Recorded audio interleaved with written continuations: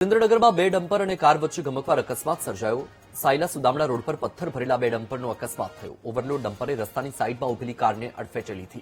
જોરદાર ટક્કરને કારણે overload dumper પલટ્યું। અકસ્માતને પગલે સાયલા પાળિયાદ હાઈવે પર એક સાઈડનો રસ્તો બંધ થયો।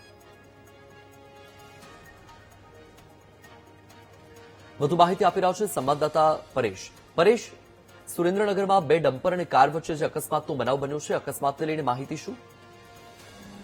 વસ્તુ ચોક્કસથી જણાવી દીધો। સાયલા સુદામડા રોડ ઉપર બે પથ્થર ભરેલા ડમ્પરે કારને ટક્કર મારતા અકસ્માત સર્જાયો હતો અને અકસ્માત જે કારને ટક્કર મારતા ડમ્પર પલટી મારી ગયું હતું અને આખો જે રોડ છે તે બ્લોક થઈ ગયો હતો અને વાહન ચાલકોને પણ પરેશાની ભોગવવાનો વારો આવ્યો હતો। પણ મહત્વની વાત તો એ છે કે અહીં જે સાયલા સુદામડા રોડ છે તેની ઉપર ચાલતા બે ડમ્પર ચાલકો જે ઓવરલોડ ડમ્પરો છે તેની સામે કાર્યવાહી ક્યારે થશે તેવું સ્થાનિક લોકોની માંગ છે।